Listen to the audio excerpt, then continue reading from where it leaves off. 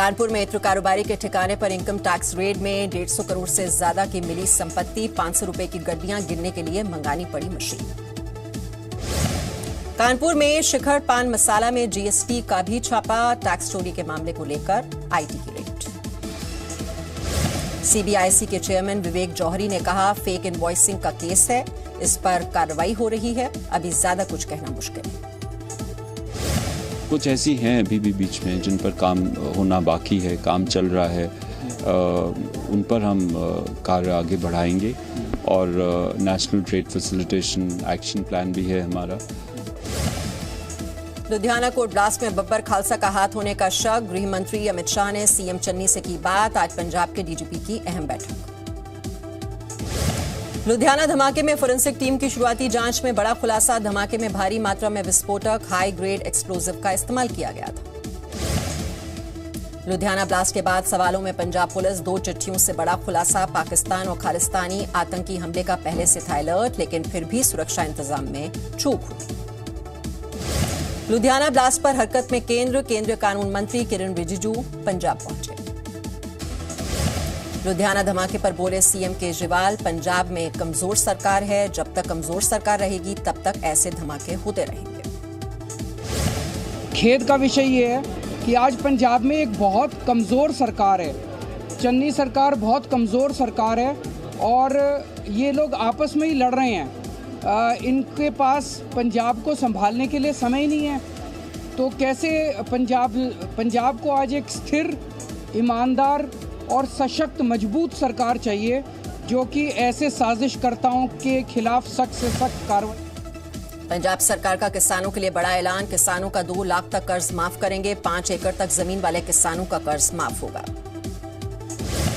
2 ਲੱਖ ਤੱਕ ਦੇ ਕਰਜ਼ੇ ਜਿਨ੍ਹਾਂ ਕਿਸਾਨਾਂ ਦੇ ਬਕਾਇਆ ਰਹਿ ਗਏ ਹੈ ਉਹਨਾਂ ਦਾ ਇਹ ਟੋਟਲ 2 ਲੱਖ ਤੱਕ ਦਾ ਕਰਜ਼ਾ। लुधियाना में हुए धमाके के बाद पंजाब पुलिस ने माना है कि वहां पर सुरक्षा में खामी रही। लुधियाना में ब्लास्ट के बाद पंजाब में हाई अलर्ट। सार्वजनिक जगहों पर बढ़ाई गई सुरक्षा। हर आने जाने वालों पर पैनी नजर। यूपी के सीएम योगी आदित्यनाथ ने अयोध्या में रामलला के दर्शन किए। सीएम योगी ने संतों के साथ रामलला की आरती। एआईएमआईएम चीफ ओवैसी का विवादित बयान सोशल मीडिया पर वायरल। यूपी पुलिस को दी चेतावनी, कहा जब हालात बदलेंगे तो कौन बचाएगा। मैं तो उन पुलिस के लोगों से कहना चाह रहा हूं, याद रखो मेरी इस बात को, हमेशा योगी मुख्यमंत्री नहीं रहेगा।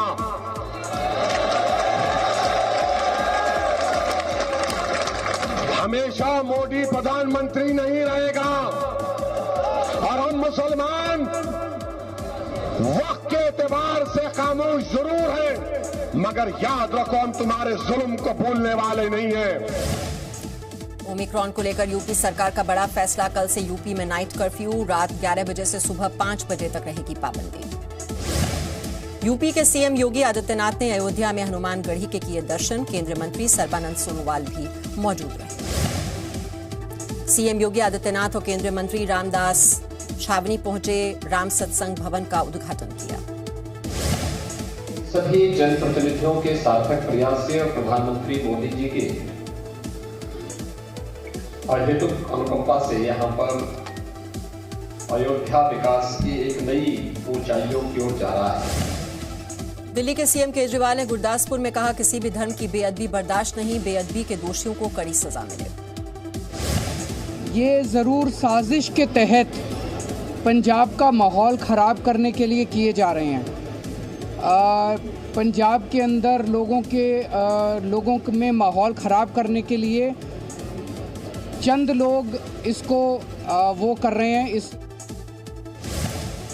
गुरदासपुर में केजरीवाल ने कहा, अगर पंजाब में सरकार बनी तो पंजाब के बॉर्डर पर सुरक्षा देंगे। कि आम आदमी पार्टी की सरकार आएगी, पंजाब में शांति व्यवस्था कायम करेंगे, हर व्यक्ति को सुरक्षा देंगे और पंजाब के अंदर भाईचारे को बढ़ाएंगे। 24 घंटे में कोरोना के 6,650 नए मामले सामने आए और 374 लोगों की मौत हुई। इस दौरान 7,051 लोग ठीक हुए। अब एक्टिव केस 77,516। देश में ओमिक्रॉन के मामलों की कुल संख्या बढ़कर 358, महाराष्ट्र में 88 और दिल्ली में ओमिक्रॉन के 67 केस, 114 मरीज ठीक हुए। पंजाब के गुरदासपुर में पाकिस्तान से आया संदिग्ध गुब्बारा, बीएसएफ जवानों ने फायरिंग कर जमीन पर गिराया। उत्तराखंड में मुख्य चुनाव आयुक्त ने चुनाव तैयारियों का जायजा लिया, कहा मतदान प्रतिशत बढ़ाने की कोशिश। ज्यादातर लोगों ने कहा कि साहब जो चुनाव हैं हमारे पूर्णतः निष्पक्ष हों और इसमें किसी भी सरकारी महकमे की बायसनेस ना हो, इसलिए सभी पार्टियों को उचित सुविधाएं मिलें। कोरोना को लेकर राहुल गांधी का सरकार पर हमला, ट्वीट कर कहा गंगा की लहरों में कोविड मृतकों के दर्द का सत्य बह रहा है जिसे छिपाना संभव नहीं। महाराष्ट्र में लगाई जा सकती है धारा 144, कोविड की आशंका को लेकर हो सकता है फैसला। हैदराबाद में 65 दिनों बाद ईसीएमओ रिपोर्ट पर रहने के बाद ठीक हुआ 12 साल का बच्चा, एशिया में अपनी तरह की पहली घटना। मध्य प्रदेश के गृह मंत्री नरोत्तम मिश्रा का बयान, कहा कोरोना बढ़ रहा है, ऐसे में पंचायत चुनाव टालना ही ठीक रहेगा। लोगों की जान ज्यादा जरूरी है, पंचायत चुनाव तो फिर भी हो सकते हैं, लोग स्वस्थ रहें, दीर्घायु हों, शतायु हों, ये प्रार्थना। केंद्रीय मंत्री अनुराग ठाकुर का बयान, जब चुनाव आयोग आदर्श आचार संहिता लगाता है तो उन्हें ये तय करना होता है कि चुनाव कब होंगे। मुझे लगता है election commission of India model code of conduct जब लगाता है उनको ही निर्णय करना है कब चुनाव करने हैं, और संविधान में तय है कब कब चुनाव होने हैं। इलाहाबाद हाईकोर्ट पर बोले केंद्रीय मंत्री मुख्तार अब्बास नकवी, कहा कोरोना से सावधानी की जरूरत, डरने की नहीं। हम किसी भी आपदा को आफत नहीं बनने देना चाहिए, न बनने देंगे, और इसलिए हमें किसी भी आशंका, किसी भी अफवाह से दूर हटना चाहिए। भय नहीं, बल्कि भय और भ्रम से दूर रह करके भरोसे के रास्ते पे चलना चाहिए। हम हर इस तरह के किसी भी संकट से उबरने के लिए सक्षम हैं। मध्य प्रदेश के उज्जैन में महाकाल भस्म आरती दर्शन पर फिर लगी रोक, कोरोना कर्फ्यू के चलते ये फैसला।